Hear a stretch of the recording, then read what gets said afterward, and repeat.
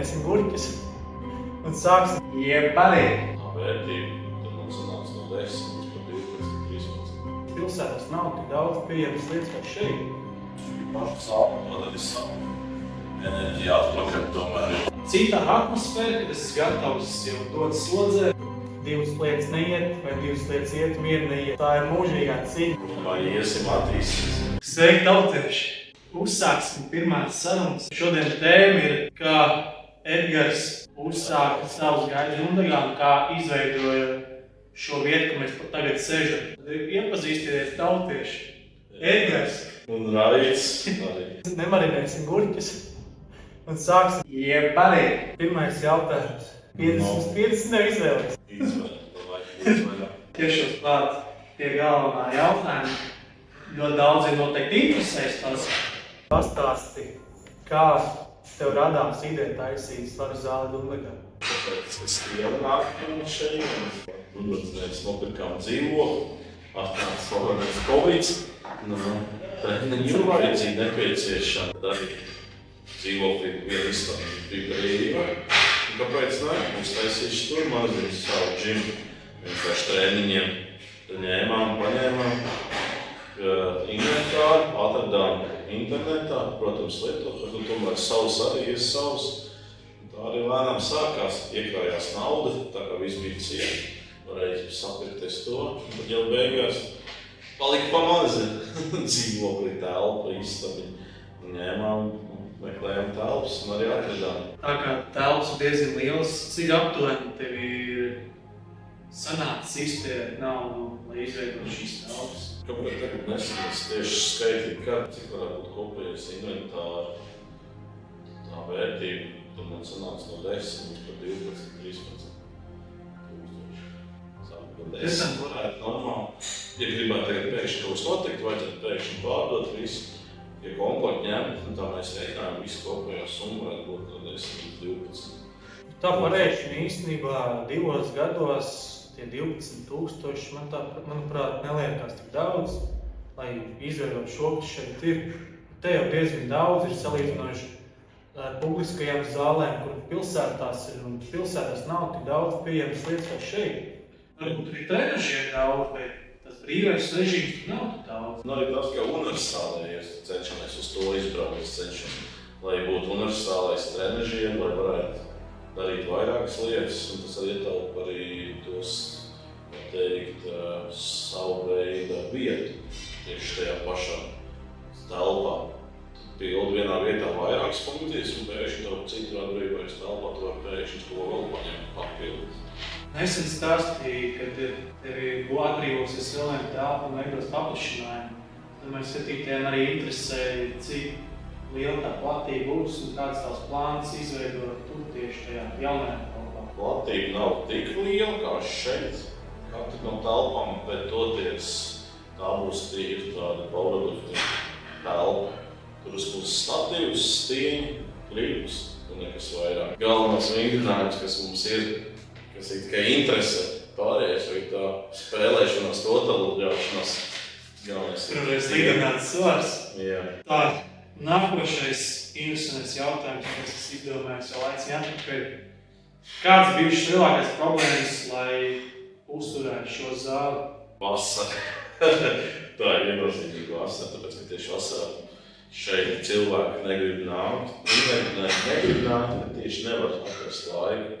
Vismaz tam, tāpēc, ka ir lauksaimniecība šeit diezgan plaši attīstīti, jo ir diezgan daudz cilvēku, kuriem ir dārziņas savi, kur vispār, piemēram, arī to pašu, ko tu atrod to papildus, kur var dabūt naudu sev, piemēram, piepelnīties arī.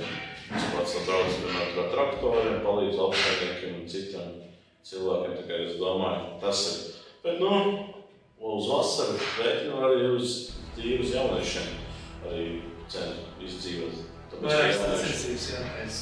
Jā, vai vēl sacensības jātais vēl vairāk. Patreiz es domāju, ka šeit Dundagā vien ir 3 stabilas sacensības gadā, kas ir ļoti daudz, es domāju. Un arī no 3 reizes gadā atbraukt šeit, tagad, kad ir papildus zāle, papildus vietas, arī ēstuves ir atvērušās atkal. Tīpaši salīdzinoši ar to, ka iepriekšējos gadus, kad vēl šī zāle nebija, tad nekas tur arī nenotika. Jā, bet Tas ir diezgan jauns.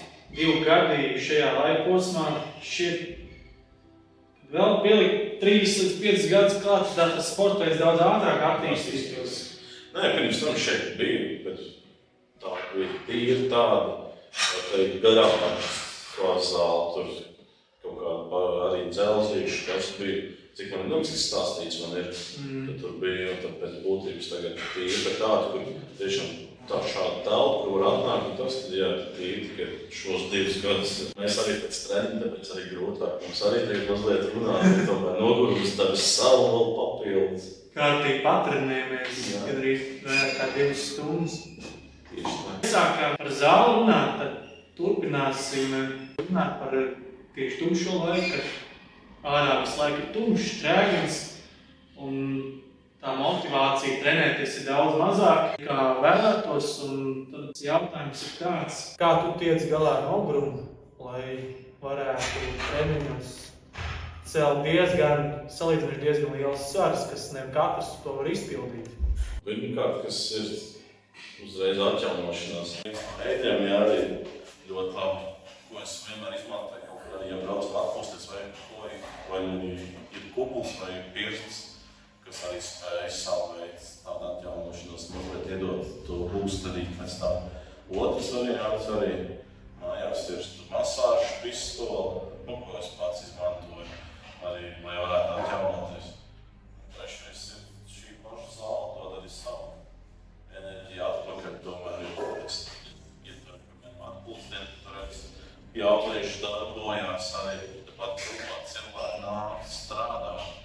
Tā ir papildus motivācija, lai tālāk iet. Tas ir papildus gan motivācija, gan arī savu veidu uzlādēt, uzlādējies arī pats no viņiem. Lūks no citiem enerģiju. Tieši tā, ka viņi palīdz tam.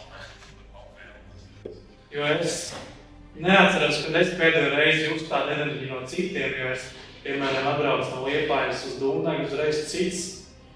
Tā citā atmosfēra, kad es esmu gatavs jau dot slodzē, bet atrodos Liepājā, man neviens nemotivē tik ļoti, kā šeit atbraukt. Es zinu, ka man būs kas palīdz. Tad tas ir daudz, kas mainās no vīdes. Kāpēc tā ir plašums noteikti arī tas. Jo daudz, kas ir šeit bijuši tā, kas arī no Rīgas vai tur braukuši. Tur jā, zāles lielas, tur bija kā cilvēki daudzi, savu veidu tur ir nomāc viens otru. Katrs savā tajā pasaulē dzīvo. Un atbraucot šeit arī daudz teikuši, jā, šeit nav liels tāls, ka to tas jūtas, ka mēs tā kā mājās, pēc savu veidu tas pieņems, uzskais vai forši tā viss. Pieteikamais, lai tu varētu sev uztrenēt, turēšu labāk fiziskā formā. Jo, ja zināšanas ir šeit, tur vispār ir izdomāt vingrinājums. Kur nākošais bodybuilders. Tieši tā, kāds varbūt būs. Jo mēs jau vairāk tēmējam powerliftingu. Powerliftings viens no sarežģītākajiem sporta veidiem. Weightliftingā strādā pie 2 lietām pārsvarā. Powerliftingā tās ir 3. Kāds, kuram ir attīstīts. Jā, un tas ir tas sarežģītākais, ja to viena lieta var aiziet. Tad 2 lietas neiet, vai 2 lietas iet, viena neiet. Tur nekad nav tā, ka visi 3 aiziet. Tad jūt, ka tā 3. lieta iet, Un tad pēkšņi pārējās 2 nokrīt lejā. Tā ir mūžīgā cīņa, kur tīpaši, ja mums nevienam nav sponsori. kas ļoti arī palīdzētu uzturēt sev formā, kad ir jāstrādā vēl atsevišķi parastais darbs, lai nopelnītu maizei un visiem pārējiem uzturvielām. Ja atkrist parastais darbs, būtu sponsori, maksāt par to, ko tu dari, es domāju, mums rezultāti celtos debesīs. Arī tas, ka nav olimpiskais sports, tas arī daudz ko izsaka. Latvijā īpaši tas ir pats bēdīgākais. Jā, ja būtu olimpiskais sports, vai to jūtas, ka viņus atbalsta, tur ir iespēja tikai tīri profesionāli. Šis mums ir hobijs, kurš celsies debesīs. Kā iesim attīstīsimies visi. Tā jau šodien domājam par treniņiem pēc plāna. Kāda tev bija svari, kas jāpacer, kā tu jūties? Šodien pēc plāna bija benchpress. Benchpressā no 120 kg līdz 137,5. Manuprāt, bija diezgan pasmagi. Jo es jau esmu iepriekš teicis savos citos video, kad 2 mēnešus gandrīz es nevaru atjaunoties normāli. Un ir tīpaši kājas neatjaunojos, un tad ir tā, ka tu tāds pa pusei, dzīves pa pusei nāc uz treniņu un kaut ko dari un centies un cīnies. Tad nākošais rindinājums bija piekšķieni, 130 kg ar lēnām pauzi jātais lēnām uz leju.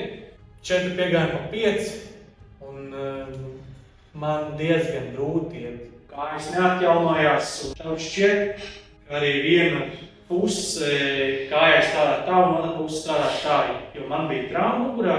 No tās es centos pasargāt to vietu, un man viss svars pārgāja uz kreiso kāju. Kreisā kāja palika aizvien stīvāk un stīvāk, un sanāk tā, ka man izveidās disbalans ķermenī, kur, piemēram, tupjoties, viss svars iet uz vienu pusi.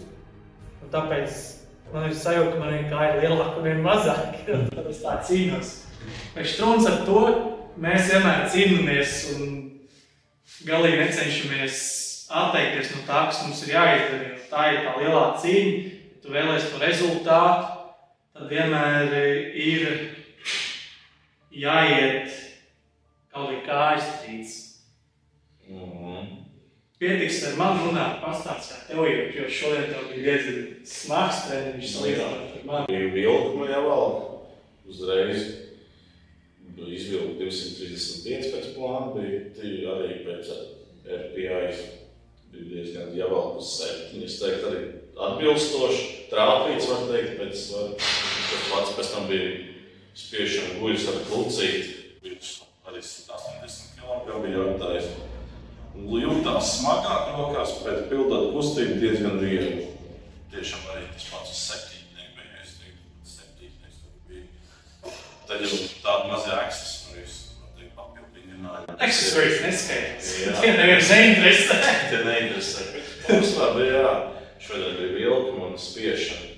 Arī var teikt, pēc būtības attāvoties mačiem tā, viss ļoti labi viss iet uz priekšu, tāpēc es ļoti ceru, ka sanāks, ka tiešām sanāks sagatavoties un parādīt savu vispār labākās puses. Kā jau teicu, pirms tam šķiet, ka griezta limits ir sasniegts, vairs tu nevar.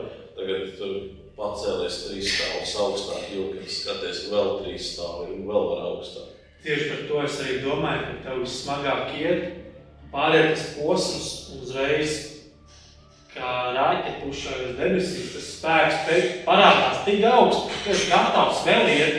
Tu redzi, man sanāk, un es esmu vēl to tiekšā. To momentu es arī gaidu, ka man beidzot sanāks. Jo šodien jau es biju liecinieks tam, kad viņš spied uz 180, un šķiet, ka viņš pliks stienas spiež. Kaut tev uz klucī, bet tas svars ir jānotur. Nav tāpatās tādu bišķi pabeidžot, lai iedžuvisot savu kājām un tūlīt aiziet. Šitādas sērijas arī noteikti iznāks mums turpinājumā, vai ne?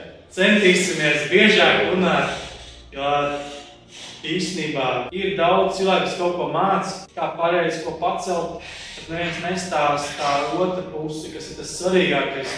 Ja tu jau monotoni visu laiku cilvēku kaut kāds svars, bet pats galvenais ir mentāli, cik tu esi tur gatavs.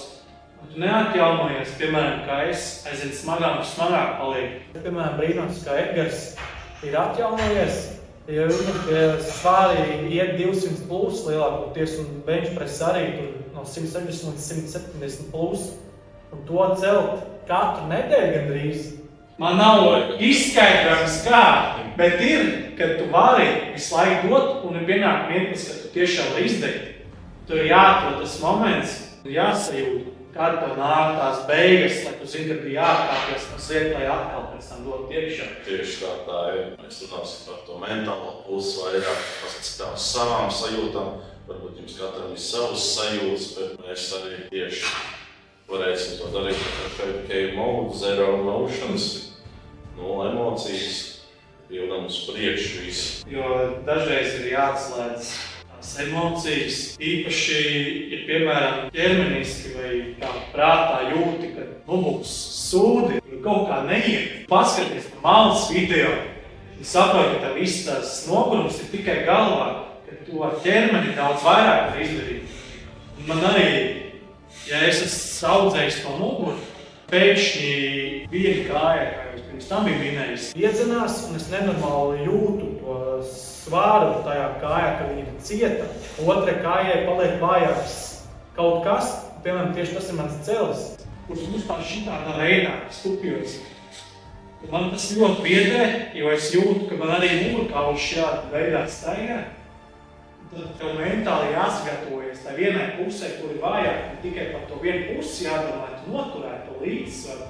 Un katru reizi, kad tu domā cīnies pats, kāpēc man nesanāk? Tu jau domā, nē, nu šī tik tā ir viss.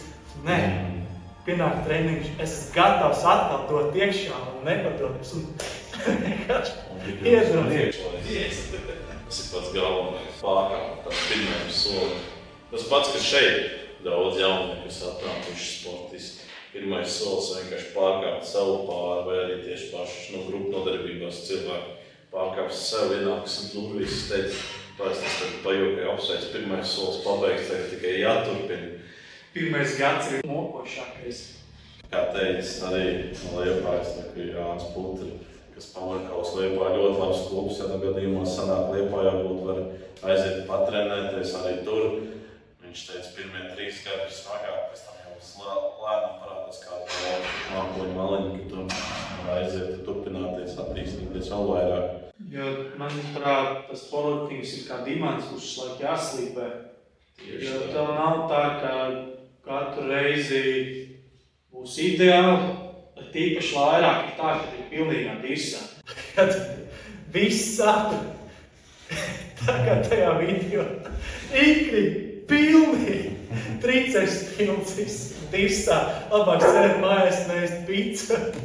Man, piemēram, ja pirmie 3 gadi vispār nekas, sākās no vasaras, viena trauma mugurā, pēc tam krupšā jaunā. Pēc tam tagad atkal celī, kad gūžā, un tas staigā un šeit pats, ka tas viss apstāsies. Tad tu saproti, ka Ir jāstrādā tā, lai tās vājās vietas nostiprinās, jo muskuļi tur ir mazliet vārgāk palikuši, jo ķermenis nav ideāli vienāds. Tas ir tas mentāls, ka tur jāsagatavojas, tu zini, ka tev kaut kur nav kaut kā kļūmīt maz ķermenī, un tad tu strādā. Piemēram, es arī brīnos, kā tev intensīvi diezgan labi sanāk, ka nav tā, kā man ir. Kad es tur cīnos, varbūt tas esmu garāks un grūtāk stūpties, bet katram tas savi ir. Un es esmu redzējis, ka daudzi ļoti ātri pamet visu, jo viņi arī pirmajām grūtībām nonāk pirmajās grūtībās un viss. Es vairs nevēlos, ko. Un tieši šeit arī tas sports, ka tev grūtības ir daudz vairāk nekā tās ideālās vietas, un jo vairāk grūtības, jo lielāks izdevums. Bet šodien mēs beigsim pirmo sēriju. Manuprāt, priekš pirmās sērijas diezgan daudz, gudri mēs arī pateikšu. Pat pilnīgi varētu sadalīt lielu divās priekš, lai mēs tiktos atkal. Aiziet. Būs viss. Stay hard. Yeah, buddy.